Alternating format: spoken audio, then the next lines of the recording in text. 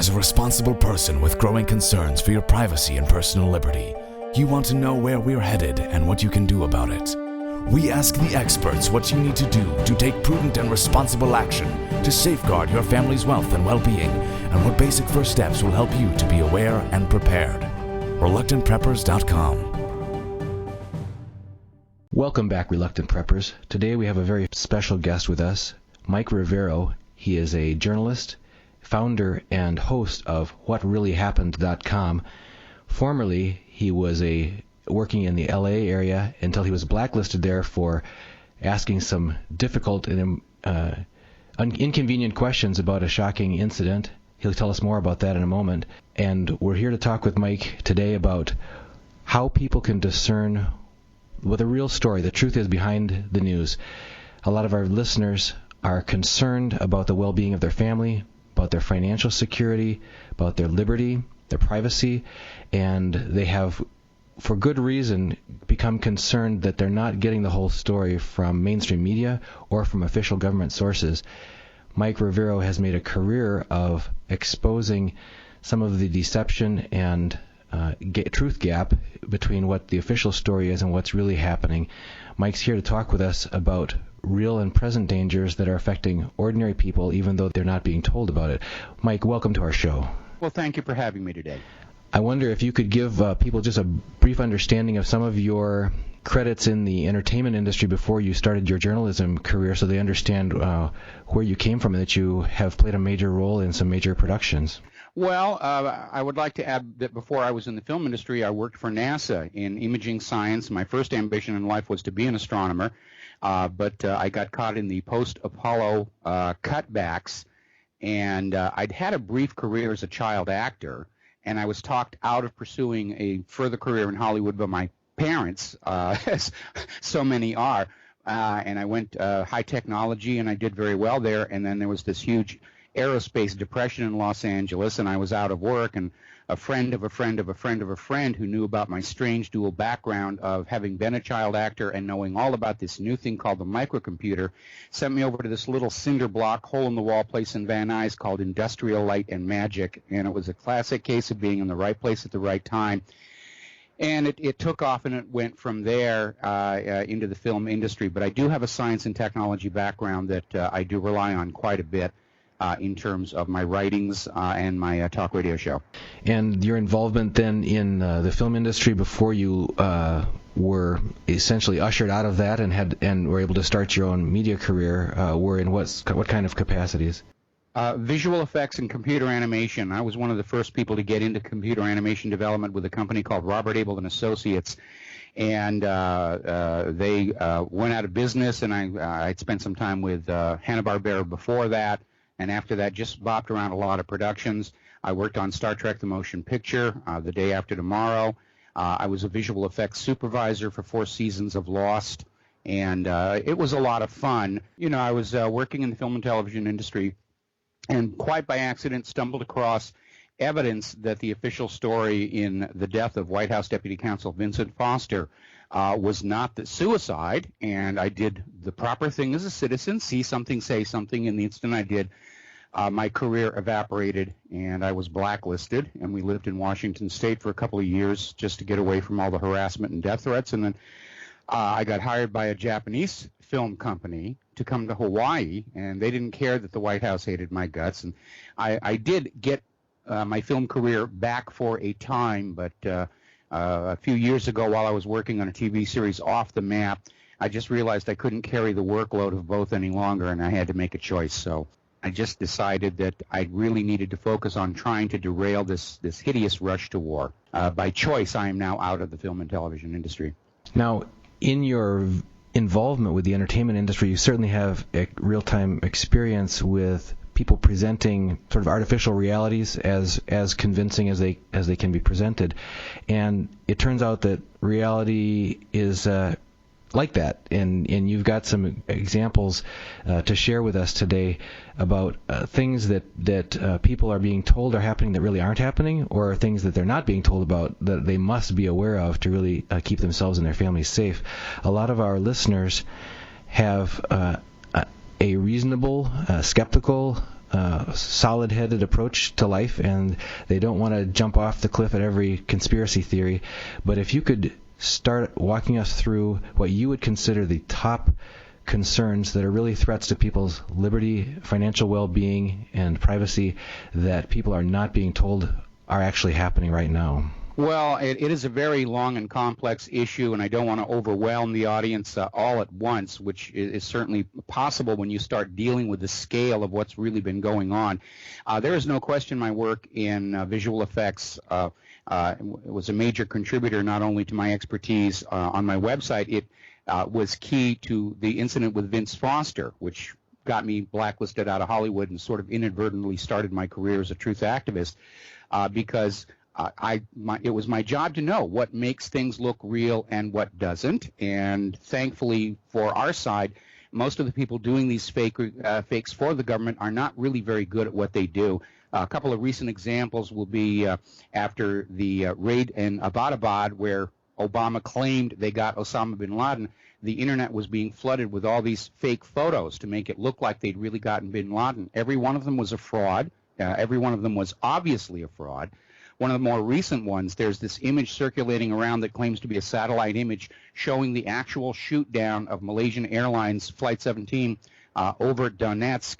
And a lot of people bought into that one. But again, going back to my experience both with NASA and with visual effects, it didn't take very long to take it apart. And that, too, is a fake. And I think it was planted on the Russians to try and discredit them.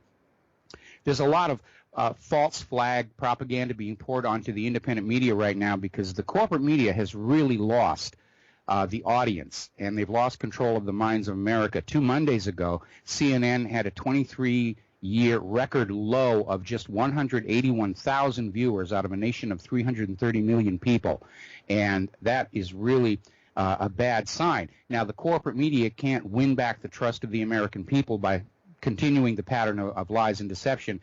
So they've embarked on a campaign of trying to discredit the independent media by putting out a lot of nonsense, hoping people will buy into it so that the corporate media can say, oh, look at those silly independent bloggers. They actually believe that, you know, the Apollo moon landings were faked or that there was no plane at the Pentagon and so forth and so on. So it really is a propaganda war. It's a war for the minds of America. Right now, Washington, D.C., and Wall Street are clearly losing it, and we're beginning to sense a degree of panic in the halls of power and the halls of the money junkies. Some of the issues we're looking at today, of course, is the president certainly exceeding his constitutional authority with his pending executive order on immigration amnesty. We're waiting to see if Congress will have the spine to stand up and fulfill their role under the Constitution of holding the executive branch in check. And it's important for people to understand the reason it's called the executive branch is its legal role is to execute the will of the Congress, which in turn is supposed to be representing the will of the American people. And certainly over the last 10 years, we have come to discover through Edward Snowden's revelations that the federal government has just decided they are under no obligation to comply with the Constitution and the Bill of Rights.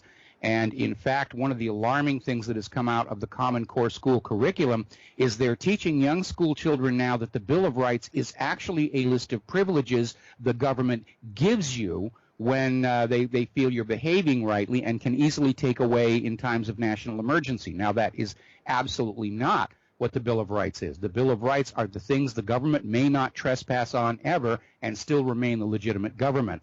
So they're trying to really recraft the structure of the nation. They're trying to brainwash our young people into just blind obedience to authority. We saw exactly the same pattern in the Soviet Union under Stalin. We certainly saw the same pattern of indoctrination of the youth under the Nazis in Germany, and it's really very troubling to see it happening here. Now, for people who wonder how that affects their daily life, certainly you mentioned Common Core and the curriculum that their children are going to be subjected to. I was listening to a radio presentation earlier today saying that the average school child goes through 13,000 hours of classroom time from kindergarten through 12th grade. And in a professional sphere, they often talk about how it takes 10,000 hours to really become a subject matter expert and really master a given discipline if you're really going to take it on. And so what we're saying is that our school children are going to be thoroughly and completely trained into whatever school of thought is going to be presented during their school career, and your point is that that's coming from a unfaithful constitutional standpoint going forward, and people need to be aware of that.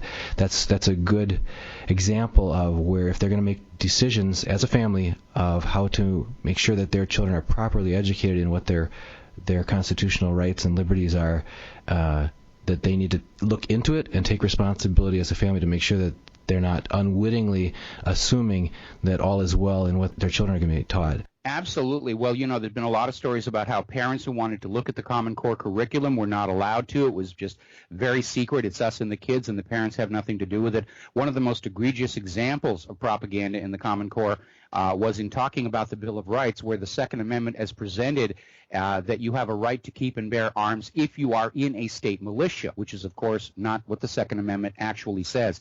One of the more alarming developments is the way that children are being taught to handle basic math problems, and it's very convoluted, it's very difficult. It takes far longer to solve a problem with these methods than with the methods that you and I were raised with. And there's actually a statement that came out of one of the Common Core architects that the goal of Common Core was to basically eliminate the privilege of certain classes of people who had access to better education at home. They want to simply bring everybody down to the same level. And there's nothing new with that agenda. Many years ago, like 30 years ago, when I was still just barely out of college, I actually spent a year teaching remedial math at the high school level in California.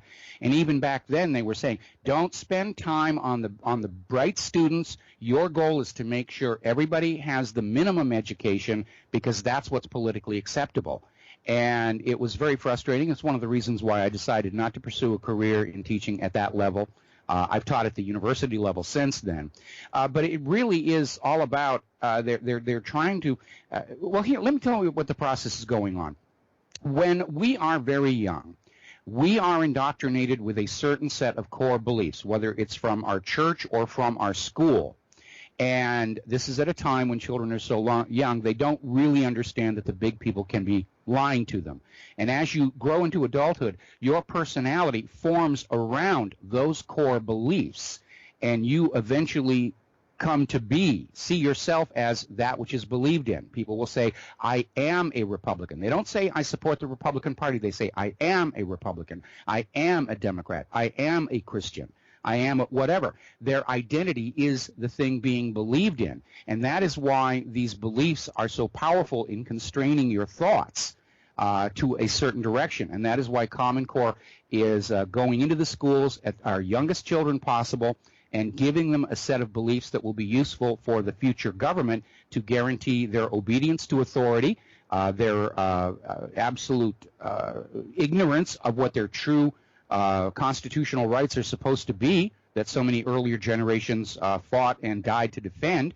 And it is a matchup exactly to the kind of indoctrination we saw under Stalin and under Hitler. And it goes all the way back to that Prussian model of public schooling, which was set up not to guarantee a public education, but to make sure that children in Prussia grew up prepared to join the military and march off and conquer other people's wealth. Yeah, and that's a good example where people who are adverse, the title of our site, Reluctant Preppers, a lot of people are adverse to feeling that they don't want to be reactionary, they don't want to be leaping to conclusions, and they're really put off by people making sort of what they consider wild or sweeping generalizations, like saying, oh, we're like Stalin Russia, we're like Nazi Germany. But frankly, to slow it down and to actually lay out step by step how the formation of our school structure and school system of public education was modeled in many ways after the Prussian model, which, by the way, was also the model for Nazi Germany, really does kind of bring that sobering reality to home. And you can only deny it until you actually investigate it and find out that, in fact, that is the basis. And for people who are looking for a healthy alternative to that, I would encourage them to consider the Homeschool Legal Defense Association, hslda.org. They stand up in all 50 states for the rights of parents who are the natural and first educators of their children, and who have the option of delegating that responsibility to others if they so choose, but certainly have the right to continue as the primary educators of their children. Moving on beyond schooling, what would be another clear and present danger that you see lurking in today's reality that people are not being told about or being told falsehoods about that they should be aware of? Well, on the 10th anniversary of 9/11, I was invited to New York, which is great because how often do peace activists get to perform off Broadway? And the core of my presentation, I didn't spend a lot of time on 9/11 itself. I basically went back and looked at all the numerous cases of deceptions by the U.S. government against the American people. The claim that there was a Spanish mine in Havana Harbor that sank the USS Maine, that of course was disproven. The claim that the Lusitania was not carrying weapons of war when it was sunk, that has since been disproven. Torpedoes in the Gulf of Tonkin, and on and on. And the point of my presentation was that when you look at the indications of deception and fraud in 9/11, it shouldn't be viewed as some kind of an aberrant, unique incident in American history. It really is business as usual. And the thing that I've certainly learned through more than 20 years of doing this kind of research is that we are lied to constantly by the government and the corporate media. We've now got Jonathan Gruber, who's out there on videotape, admitting they were lying to the American people to get Obamacare passed. That's just what they think their natural right and authority is to do what they want to do. And again, that's also not in the Constitution. So the first thing that people need to understand is, yes, the government and the corporate media will lie to you all the time. And I think following the revelation that Iraq did not, in fact, have nuclear weapons was definitely a watershed moment, because the natural inclination for most people is to just go along believing what the government and the corporate media tell you, because we're actually trapped a little bit by our own self-image. We're raised to think that we are moral, just, courageous people, that, like the movie heroes that we see on TV, we'd take a stand against injustice if we saw it. But when you're actually confronted with evidence that your government is engaged in war crimes, lies, deceptions, corruption, most people don't want to look at it, because then they face the choice, what am I going to do about it? And if they know the government is engaged in wrongdoing and they choose not to do something about it, then they have to surrender that part of their self-image that they're a good, moral, and just person. A lot of people don't even want to face that question, so they'll gratefully accept any propaganda handed to them by the government that lets them go on thinking, I'm a just, moral person, I would take a stand against injustice and crime. I just don't see a reason to do so right now. And it's for that reason that most propaganda really is not designed to survive careful analysis. Most propaganda is out there just to give the people who don't want to think about what's going on a reason not to. And once people become skeptical, once they lose their trust and faith in the government and the corporate media, and they start looking at the actual official stories, it very quickly begins to fall apart. Now, when John F. Kennedy was assassinated, of course, they had the whole magic bullet zigzagging and everything. It still took about 30 years to reach the point where half of Americans were willing to acknowledge the Warren Report was a cover-up. In the age of the Internet, of course, these things happen a lot faster. The Iraq War wasn't, the second Iraq War wasn't even over before everybody understood that had been started with a lie. And these days, because of independent media like you and I, the life expectancy of government lies can be clocked with an egg timer. And the phony dead Osama pictures and the bogus Flight 17 image are a good example of that. These things had barely made the corporate media when they were already being trashed all over the Internet.